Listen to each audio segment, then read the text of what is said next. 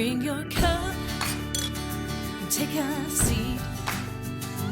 Fill it up, coffee, wine, or tea. Come find what you're looking for. A good pour.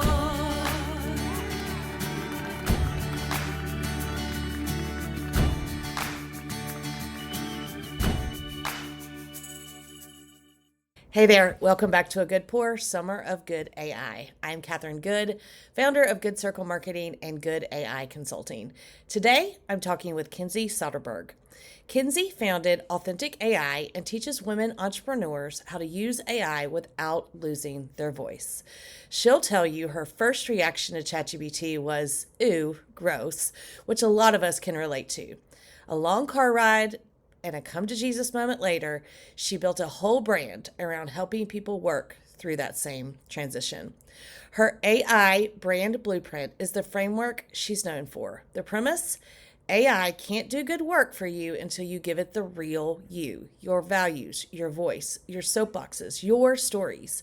In this conversation, we'll talk about what human-first AI looks like in practice, why prompt perfection matters less than most people think, and what it means to be the creative director of your business instead of just a copy-paster. Kinsey also runs her AI Club, a membership for women entrepreneurs ready to go deeper with AI. I think you're going to love her. Join us for this episode. Welcome, Kinsey. Thanks for joining us today. Thank you so much for having me. I'm so excited. Me too. I think we're already friends and we just met each other. So I'm going to dive right in because that's the way we do things. But I like to start with what I call your ChatGPT moment, or when you realized, oh, things are changing. But I know you were not always pro AI. So talk a little bit about that journey and when you realized things were going to change and what your thought process was around this. Oh my gosh. Yeah. I mean, I kind of call it my AI origin story because there really was that kind of moment where I was like, okay. Because guys, I will be honest. When I first heard about AI tools, I remember it specifically. I was at a podcasting conference down in Florida. I was standing in the atrium. There's like whispers all around me. And my friend comes up to me and he's like, "Oh my gosh, have you tried ChatGPT?" And this other dude came up and was like, "Yeah, I tried it." And like all these people were like, "Oh my gosh, ChatGPT is so awesome." And I was like, "What is this?" And they were like, "It's this cool like new little tool that like will write your emails for you, kind of like a robot and stuff." And I was like, "Girl, a robot is not going to write my emails for me." No, I was kind of like, ew, gross, like when I first heard about it, right? And honestly, the first few things that were running through my head was, isn't the internet fake enough as it is? What's this going to do to our creativity or critical thinking skills? Are robots going to take our jobs or take over the world, right? Like all those, I call them the AI scaries, definitely like ran through my brain when I first heard about AI. And I was kind of like a total curmudgeon about it, I like to say. I felt like one of those like grumpy grandpas, like shaking my fist at the sky, you know what I mean? And yeah, I was like, no, not for me. And then a few months later, you know, people kept talking about AI stuff and I kept kind of giving it the side eye. And there was one day in particular when it's so funny. I had accidentally shipped our dog's Chewy order to my in-laws' house, which is 2 hours away. And my dog needed his medication. And so I had to go drive there 2 hours away, drive 2 hours back. So I was like listening to a podcast. I had lots of me time, you know, those long car drives where you're just like thinking deep thoughts, whatever it is. And some woman was on a podcast talking about AI. And I was just kind of like, I was having that like resistance internally, just being like, really, you know, like what, like you like this, you know? And I had one of those moments where I realized like, okay, Kins, you're feeling grumpy about this right now, but it's because you're afraid of the unknown. You're afraid of change. You're like, what does this mean? You're like, you're not as much afraid of the tools, but you're more afraid of how people are going to use the tools or what this will mean for our culture and society. Which is still scary, right? Which is scary. It is scary, right? But I had kind of one of those come to Jesus moments and I was like, girl, instead of being against this, it's probably better to get curious about this so that you can figure out how can you use AI in a way that makes sense for you, that feels authentic and good to you, so that you can use it for good in the world, right? And that's like when I decided, I was like, okay, I'm going to get curious about this. We're going to figure out how to use ChatGPT, make it right in my voice, get it to understand who I am, all that different stuff. I semi-pivoted at that point. I started kind of learning AI with my audience. I started my sister brand, Authentic AI, at that point. And I was kind of like, okay, guys, we're learning this. We're going to do this. For about 2 years, I was kind of building sister brands side by side, Authentic AI with my older brand that I started way back in the day. And then finally, about 2 years into it, I made the full pivot. I shifted into AI, and now I love it, and I help other women use it too. So that sister brand is Feel Good Social, right? Mm-hmm. So love that we both have good in our brands. But that was about authentic storytelling and not selling your soul, right? So did that shape how you, I mean, it shaped your fears clearly, but did it shape from the get-go how you felt about AI?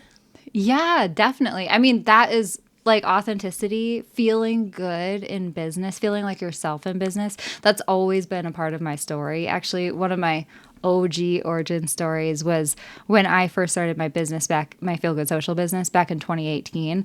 I saw Amy Porterfield, Jenna Kutcher, all those big names showing up in the world, doing the thing. And I like started trying to show up like them because I saw them and I was like, okay, this is, what you do, or like not even just them, but I was following all the gurus online, but I felt really kind of icky and exhausted, right? Showing up as someone else all the time or feeling like I had to.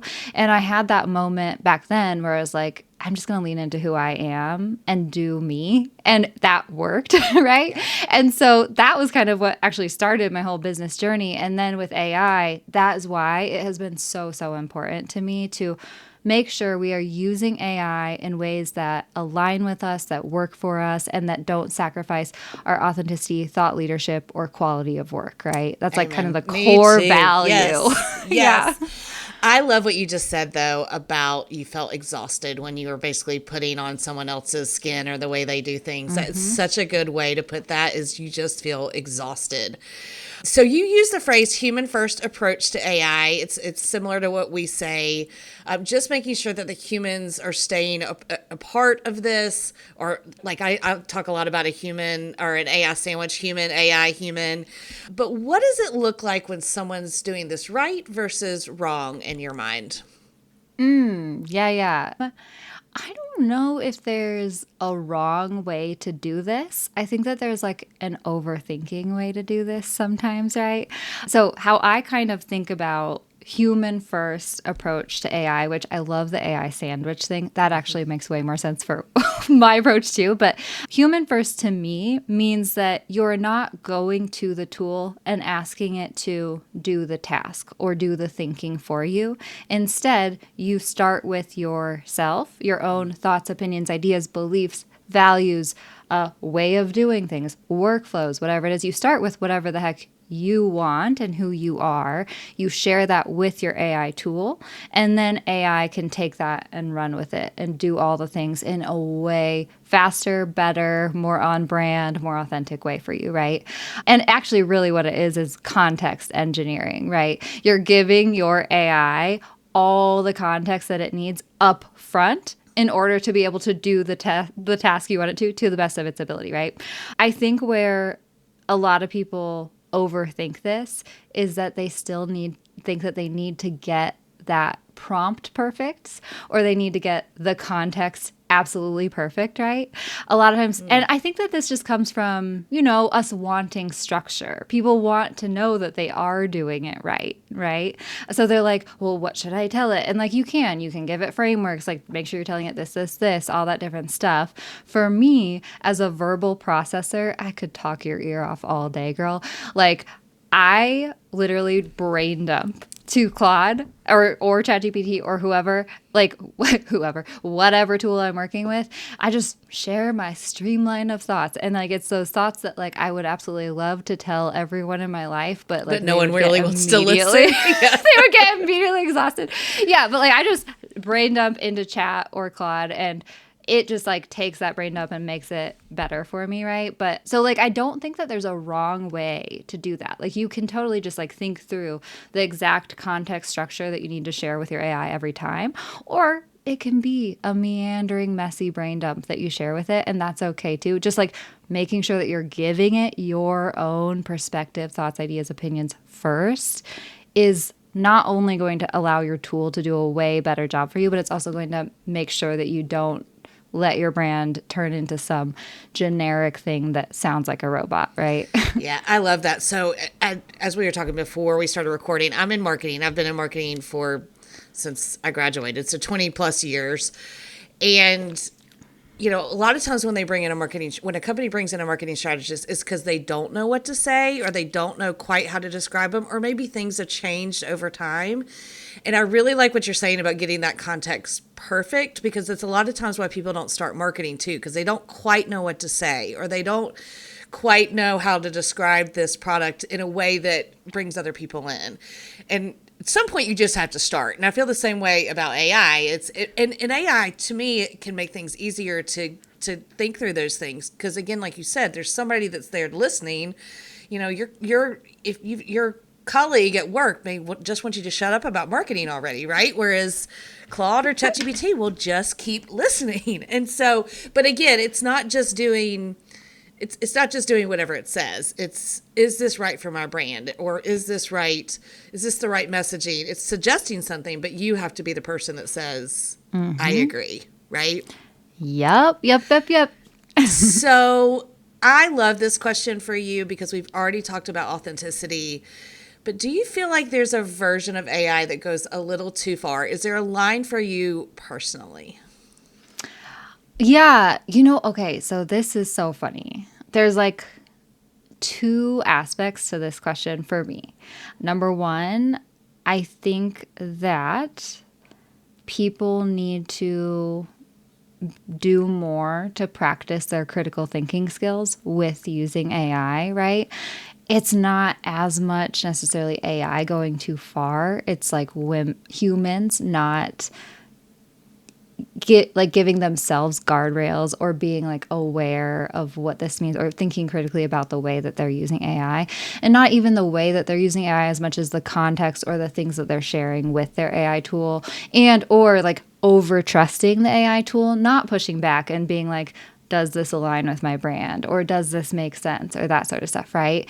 And it's not even for as much about adults using AI tools. It's about how we're teaching our kids to use AI tools, right? Where a lot of times the conversations that are currently happening in school systems are, should we use AI or not?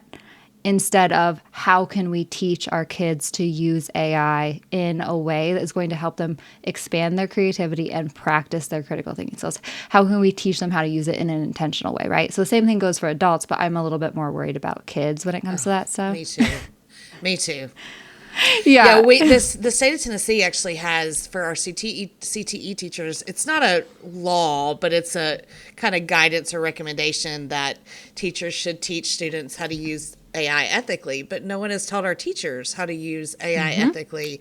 And so I've been brought into a couple of school systems. So I built like this create framework because, Kinsey, nothing like this exists really. And so it's like, we have to create something. So I created a create framework that was basically like, you have to give AI credit. Don't use AI and then and take credit as your own idea, right? Like, or if you use it, if you expand on it and the teacher says, did you use AI? Then say yes, confidently, but this is how I used it. So it goes on. I won't explain every letter of the acronym, but you're right. Like, we have to teach these kids when to shut the laptop, or when to, turn off, the same way with social media. When are we kind of going numb and we're not thinking for ourselves, right? Yep. Yeah, and really interesting, right? I felt like social media was our practice run somewhat. And we failed. And we failed. It took us all by a storm, And now we have an opportunity to think more about this is what happened with social media. Okay, this is what AI is now, and like how can we approach this in a different way for our kids, which like that is, so that's one of those things where the critical thinking and the creativity stuff, I myself, the way I use AI, I think that I use it in a collaborative way for creativity. And then I also make it a practice and a habit to like not trust AI immediately, to instead be like skeptical or curious or like push back, or at least run it through that filter in my critical thinking brain. But it's just one of those habits that we need to make for ourselves, right? Yeah, go ahead. I was just building a tool for clients, and so in my custom instructions, I've asked all of my AI tools to not give me fluff or not like give me compliments. There's a word for that it's not coming to my brain right now, but I've turned it off. Like, I don't want to waste that. I know it's a good idea, or I know it's a bad idea. You don't need to tell me, great idea, Catherine. This is in line. So it did, when I was building the tool, it wasn't following those custom instructions in that setting. And so it was feeding that stuff. And I just thought, I have gotten so used to not hearing it that when I heard it, I was like, I could see how this is just, people love to hear it all day long. And it turns off our critical thinking because we're not going, oh, maybe there's a better way to do this. It's just this constant good idea, good idea, good idea. And I'm so thankful I have it all turned off. But it was a good reminder for me of how kind of addicting it can be when you have someone telling you you're doing a great job. I'm over here laughing because, guys, if you like that from AI, I eat it up. I love it. I'm like, yeah, chat. Like, yes, and actually, side note, I use Claude more. I used to be a chat girly. Now I'm more of a Claude girl. But yeah, I'm just over here like, I am so smart, you know? I think you can sell you. I think it can work both ways. It's fine. It can. My mom loves it. Like, she loves it when it gives her compliments. I'm an Enneagram 8. I'm a very direct. Like, tell me tell me the answer. Let's move on. So that's probably. But it is interesting. I think, again, like, if we're not. Because sometimes we can go to the AI and be like, well, what about this? And they're like, oh, right, I didn't think about this. But yet you just gave me the compliment that it was the best thing in the world. So, again, using our brain to know, is this really a good idea, or is the AI tool just telling me it is? So. You know what's hilarious? I think that in my head, I think of AI like my Claude is like one of my employees in a way and stuff. So I'm just like, I'm over here, I'm just like telling it what to do and stuff. And sometimes it pushes, and actually I think Claude does a little bit of a better job pushing back in a way, but it does like slightly, but usually it's just like, yeah, okay, great. And I'm like, yeah, be my workhorse. And then if it like does something where I'm just like, oh, actually, what about this? You know, I'll think, oh, okay, it was just sucking up to me because it's my, you know, it's my subordinate. It's fine. Like I'll let it go, Claude. I love that. Okay, so what's the best way for someone to build their brand voice and make sure they do it right in your mind? Oh, girl, I have a framework for this and I swear by it. Okay, so I call this entire concept the AI brand blueprint. Okay, the concept is that you are essentially creating one giant ass strategy document that you can then, that outlines everything that your AI tool needs to know about your brand, and you can take that strategy to any AI tool that you would want to use, right? This is why it was so easy for me to switch from ChatGPT to Claude when I did that a few months ago, and immediately Claude hit the ground running, like working amazingly. I was impressed. But so essentially you just need to train AI on your brand by creating a deep dive strategy document that outlines everything about your brand. Now, what I put into my AI brand blueprint, I call it the 5 core strategies of your brand. So there's 5 different strategies under your brand umbrella that really help AI to get to know you on a deep dive level. The first core strategy is your core identity. This is your vision, values, mission, all those foundational elements of your brand that really like help you build your brand up from something that is based in values and something strong, right? Then you have the second strategy, which is your, what is the second strategy? Ideal customers, of course. I I'm over here like, wait, what's my framework? Your ideal customers. This is really, really important for your AI to know in a deep way, because this is always who you are speaking to as a brand, right? And it's who you are marketing to, it's who you're creating offers for, it's who you are writing to in your emails. If your AI knows all the ins and outs of your ideal customers, wow, it's going to produce way better results. And this is going way deeper than just demographics or even lifestyle psychographics sort of stuff. This is sharing with AI what are your ideal customers' pain points that you help them solve, what are the desires that you help them achieve. Really getting deep into voice of customer examples is freaking awesome for AI tools too, because when they can understand that, they can help kind of repeat that in the language for the copy that it writes for you. So those are the first two strategies. Even before we then get to the third strategy, which is then your brand voice, of course. But you need those first two strategies first to lay the foundation and the strategic thinking behind your copywriting that your AI is going to do for you, right?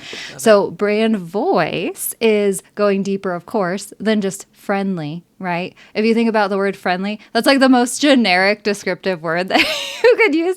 And there's like, I like to think of it as like temperatures of words, right?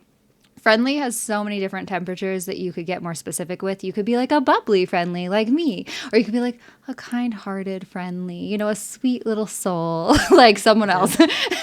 But yeah, so like there's lots of different descriptive words. Also, what goes into your brand voice and personality is kind of your brand archetype. It's like the relationship that your brand has with your ideal customers in a way, right? Are you more of a motherly figure or like a best friend or more of an educator, kind of professor vibes? Yeah, like what that. is that? Also, too, things that people don't think about. Formatting and structure is so important to train your AI on. Humor style is one of those huge things that like not everyone thinks to like have their AI analyze, but when your AI understands the way that you crack a joke, like that makes the copy it writes for you so much better immediately, right? So brand voice itself has a lot of nuances that you can train your AI on. Then after those first three core strategies, those are the most important ones to immediately get better results. I also like to take it 2 steps further for the fourth and fifth strategy. The fourth strategy is your offer suite or your offer ecosystem. Not a lot of people do this, but I'm like, if you tell your AI, what is my entire offer ecosystem from the free lead magnets that I offer to the low ticket, mid ticket, high ticket offers, and it not only understands what those offers are, but then how those offers work together, that immediately allows it to strategize for you in a way better way. And then the final strategy is your messaging, your signature messaging. That, of course, is your content pillars and themes, the things that you think about and talk about again and again, the things you want to be known for, right? It's also your polarizing opinions and soapboxes that you will get on. Because if you don't share that with AI, it will immediately jump to the most generic thing and it will piss you off that AI is trying to think that you're on this train. And you're like, hey, wait, no way, I'm over here. And as soon as you share your polarizing opinions with AI, it will immediately hop on your train too and like start making it will make this entire experience of working with your AI tool way better. I love that soapbox idea. Love that. Yes, lady. And then also the final thing I just want to mention too, that is included in that fifth pillar, the messaging, brand storytelling. That is the one thing that a lot of people miss is sharing with your AI tool your stories, your personal experiences, right? And Because AI is not going to know those stories. Exactly. That is the thing. Yeah. And that is what makes us so human. And you as a marketer know storytelling is so helpful and so important in marketing. But that is the one thing your AI can never know is your own personal experiences and your clients' personal experiences, which is just as important, right? So sharing your brand stories with AI, sharing your customers' transformation stories with AI, and then also not just your foundational brand stories, why I started my business, that stuff, but your everyday anecdotes. Like telling AI, dude, I went to the grocery store the other day and this happened, you know, like your AI will get to know you, your experience, your life better. And then it can weave that into your messaging and like the copy, the emails, the social posts. And it helps to keep your brand more human while you're also using AI, right? So that's a strategy. Yeah, I love that.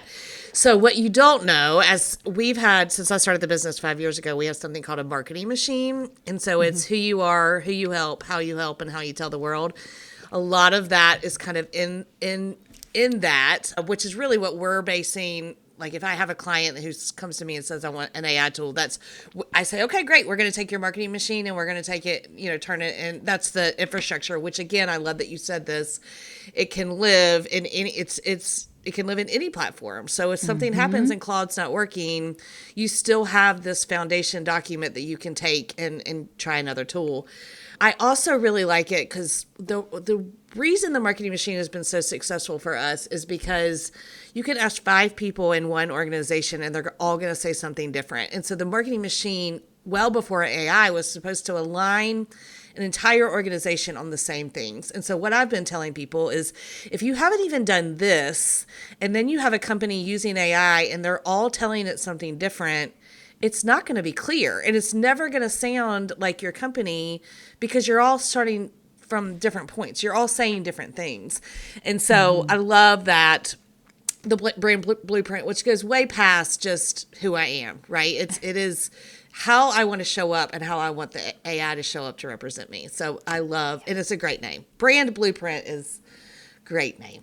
Yeah. No, I know. It's so funny because like I could turn this into kind of an automated thing, right? But my course is still kind of like walking people through every step by step because this is really the foundational thing of like pulling those core pieces out of you that only you know. And then once you have it created, that's when you can hit the ground running and get AI to do everything. You have to. I mean, we've been doing this for 5 years and it comes from me saying, I'll ask a question and I'll say, tell me more, tell me more. And so really trying to draw out those experiences and why, not just if a brand says that, again, going back to friendly, well, why? How do you demonstrate that? What are the stories that, and we've done a lot of core value work. And I always tell brands that core values exist. You just haven't, if you don't have them, you haven't defined them yet. But the way we define those is by, again, these stories and tell me what happens when, somebody walks in and how do you treat them or what does your onboarding process look like and what is important that new person knows about you? Because as we get the answers to all these questions, their brand blueprint is already there. They just haven't defined it. It exists. You just have to help them, or a course has to help them, or a marketing machine has to help them put it all together. Businesses are founded out of heart, right? Like when we start something, there's a why, and sometimes we can forget it or we don't communicate it to our employees, but it is there underneath that foundation. We just got to find it again sometimes. You know what's hilarious too? Because that's actually what I was about to say too, is like one of the more common feedback things that I get or like things I hear from my students and stuff like that in going through the process of creating a brand blueprint or whatever it is, like, is that it made them cry in like a good way. And I'm like, I don't know if like making you cry is something that I want to put on my website, right? But like, no, but it's hilarious because like it's such an experience where AI can like pull those things out from you and interpret those things that like you really couldn't put into words yourself, right? Like that, like you would have needed to hire a Catherine for like in the past, but now AI can actually help more people do that. And I think it's so awesome. And it really is kind of that like transformational experience. You're like, oh my gosh, you get me. Oh girl, I don't know if you saw the Kit MCP just came out like recently. No, I use Kit for your okay. I use Kit, but like a lot of email softwares are coming out with MCPs. I literally just before we hopped on was getting Kit MCP connected to my Claude, so Claude can go into my Kit now and read all my freaking analytics, all my emails, all that stuff. It was like analyzing my emails, and it was like, I haven't had this experience in a while, Claude, but I feel so seen. It was like, the really interesting thing that you do is this, and like you do this in this way, and this means, and I'm like, oh, this is so great. So I love using AI for that sort of stuff. It's like creating a human experience with with the help of an AI tool. We use ClickUp, and I had it go through ClickUp and my email and tell me the things that I'm doing that I should not be doing as the CEO of a company. It was I don't know if I want to do that yet. It was scary and sad, and I was like, maybe I need to hire somebody. So, okay, so speaking of saving time and spending time in the right areas. I know AI is saving me time. We are up in revenue, down in expenses, and hiring people, and I credit AI totally. So it has saved you hours per month. What are you doing with those hours? Yeah, yes. I mean, girl, okay, this is something that is going to be probably very relatable for a lot of people because for sure I mean, okay. It depends on the season of life that I'm in, right? As entrepreneurs, we are inherently ambitious people. And Yes. so it can be very easy to get even more addicted to your work in using AI tools, right? Like you can use AI tools to save time. And then what do you do with that extra time? More work, more success, more all the things, right? So I right now am personally in a busy season of my business where I am working all the time on top of like the hours I'm saving from AI, which is so silly. And I'm like, okay, you need to calm down, girl. But you know, we all go through seasons. I do tend to like, okay, here's the thing I like to say. Sometimes when I am feeling just like in my habitat and I just want to like slow down, like that's when and usually it's winter. I think because we're getting into spring, that's why I'm like go go go mode.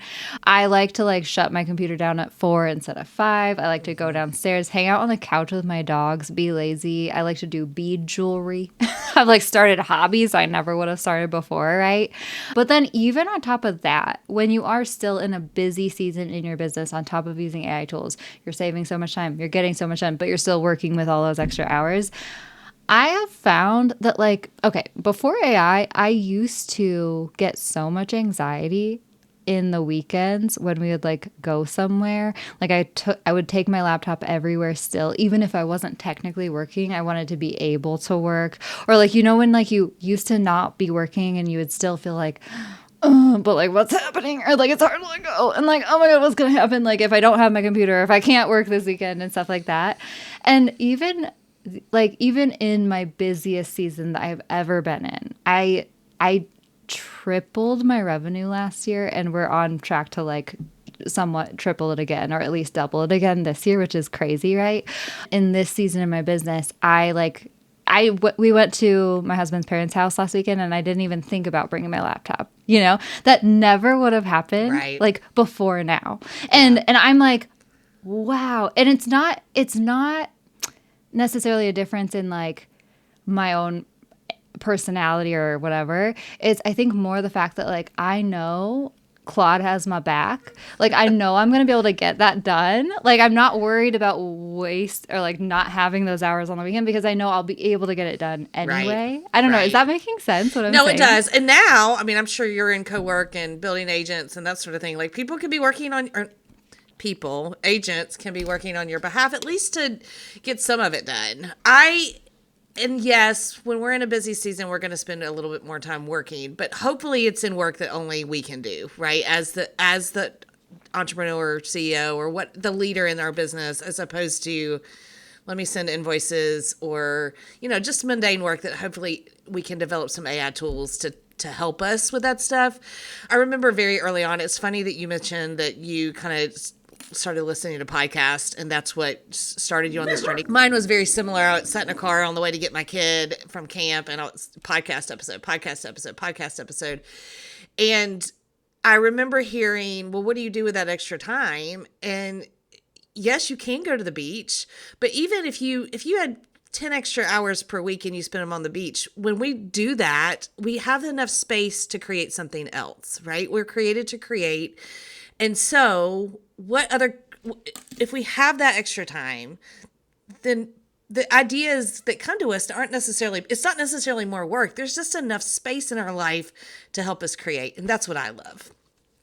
Yeah, for sure. Yeah, and like it's so funny. I actually did my talk at Social Media Marketing World was somewhat about this in a way where it was about automating with AI, right? So like that's the next level that like you start using AI tools, blah, blah, blah, and then all of a sudden you realize that you're just kind of copy pasting your life away at one point, right? You're like, wait a second, like I just got AI to do all my show notes, to write my emails, to write my captions, all that stuff, and now I'm just the one copy pasting from like ChatGPT into Buzzsprout and copy pasting into email. And I'm like, what? Why am I still the one doing this, right? So that's what I have been loving so much too, is getting AI to do the grunt work for me. I think that's like where you kind of hit that next level of AI stuff where you're like, okay, this is great. And then you're like, all right, well, how can we speed up some of this manual work that I absolutely hate doing? And then when you can start to speed up the manual work or like just get AI to do that grunt work for you, I freaking love it because I'm over here now. Now I really feel like I'm like the creative director, the strategic thinker in my business, and not just like the copy paster. Yes, absolutely. Totally agree. Well, let's talk about your membership, Her AI Club, and describe the typical member in case anyone is interested. Oh my gosh, yes. Thank you for asking. So Her AI Club, it's our online membership for women entrepreneurs. Specifically, guys, no boys allowed. I'm so sorry if you're a boy on this podcast, but it is women. It's a very empowering space. It's for online business owners and entrepreneurs. And it's also for those women who are ready to kind of like take AI to the next level in a way, right? If you're using Claude or ChatGPT every day and you're loving it and you're like, I want a place to like nerd out with all my friends and like women who are using AI and share how we're doing it with each other and just have fun with it. That's what Her AI Club is for. We have like resources in there too, a Claude skills library with like 50 plus Claude skills in there. We're going Claude skills crazy, guys. And like automations, just next level AI things. And then also the women in there are just so fun because it's like, I feel like with women entrepreneurs sometimes in all the different industries, you sometimes have trouble like finding your people. Like you're like, I just want to tell this person that I just did this super cool thing and like nerd out together. Oh my gosh, Kit MCP came out. You know, I'm like, guys, let's nerd out. Like that sort of stuff. So that's really what it is. Yeah. Community, right? Like we can talk to AI all day, but we still need the human connection and community. So that's exactly what you're doing. So how would someone, do you have a landing page or a website you want to give? I would love that. Yeah, it's heraiclub.co. heraiclub.co is where you can check it out. And yeah, it's always open. We would love to have you. And yeah, you can DM me on Instagram. I'm at AI Kinsey if you have any questions or anything. We are wrapping this up, but I feel like there's a lot of negativity with AI right now. You and I have been in the space long enough to know it can be used for bad or good. Is there anything you just really want someone to know that is in the good? Why is AI good for you? There's two sides to every coin, right? Like it can be used for like, okay, here's the thing. AI is neutral, guys. AI is a tool and it's like there's lots of nuance to AI, right? It's not just AI, it's lots of different things, right? There's good things, there's bad things, but a lot of the good things and bad things depend on the users, on the people who are using them, right? And also with AI specifically, it's one of those things where it depends on the users who are using the tools, putting things into the tools, doing things with the tools, and also the users who are aware of what is happening and can be a part of the conversations that are shifting and changing the future, right? Which is why I love what you're doing. I think it's amazing that you're having these conversations and you're being a part of this. The change, the way that AI tools is coming into existence, not only for ourselves, but for our children, right? Yes. And that's why I get so passionate about women specifically using AI tools, because women, let's be honest, are more likely to care about social issues and invest their time, energy, and money into social change, right? So if more women are using AI and being like understanding what AI is, where we're going with it, can be a part of these conversations. And also, if more women are using AI to save time, make money, save more energy, right? Women can not only be more aware about AI, but they'll have more energy, time, and money to invest in social change that can happen with AI. And that is what really lights a fire under my butt to like do this, to continue using AI and then also have these conversations and make other women feel okay about using AI and make them feel like they do have a voice in this, right? So yeah. I love that you say that. And you brought up the social media and we kind of got it wrong, right? And so, and women know this, they've seen their children in front of screens. I love the idea that getting more women involved means that we can help bring about the social change, because we're going to have to define it. I talk a lot about, it's kind of like a car, right? So cars can be used for bad or good, but over time we've developed seatbelts, and we've developed laws, and we've developed classes that you go to, and we did not do those things for social media. There has been no, I mean, other than our personal individual, screen times or that sort of thing. And you're exactly right. It's the women that can help lead this conversation on kind of our social change that we need to at least be aware of, but then institute in our families. So that's amazing. Yeah. I'll tell you one thing real quick. It's so funny because a lot of times it can feel like a big lift, right? You can feel like you don't belong here. You don't know enough here. You don't know anything. Like any little bit of AI like word that you can spread around, or even making other people feel comfortable talking about AI or asking questions, or like even aware, like that is even helpful, right? So for example, at Thanksgiving last year, I went home to Indiana for the first time in long years, let's be honest. I don't love traveling during the holidays. And I was like having a conversation with my aunt, who's like an ex-teacher, my grandma who drives school buses, my mom who works at the school still, my cousins who have small children. We were all talking about just like AI. What is it like? And then I was just kind of sharing a little bit about like how I feel about kids learning AI and things like that. And like my grandma went and told like the people who she plays cards with every week. My aunt started having conversation with her teacher friends, like little ripples start to happen, and it doesn't have to be a big lift. You just have to kind of like start getting curious about it and be willing to talk about it with your people, and like together that's how information is spread and change happens, I think. Yes. Well, and it also it closes the gap, right? Like I have a lot of my parents' friends that ask like, what are you doing? And what does this mean? And is the world going to end? And are my great grandchildren going to, I mean, like there's a lot of fear. And so when they come to one of my classes, I keep teasing that I'm going to have a AI for old people class, but they'll come and they're like, oh, it's just another tool. And I said, yes. And so you're exactly right. The more we can talk about this, bad and good, like let's be very aware of the things that we need to be aware of, but it closes that gap between the people who know and the people who don't. And that's a really, really important place to be right now. Yes, I agree. Well, thank you for joining us. It was just so nice to get to know you, and hope people will join your AI club. Oh my gosh, thank you. Not just hers. her AI club, guys. No boys. You know what's hilarious too? Like we had to kick out 2 boys. They were very sweet boys, but like it's a girls club, okay? But yeah, no. Thank you. Thank you so much. This is so fun. Thank you.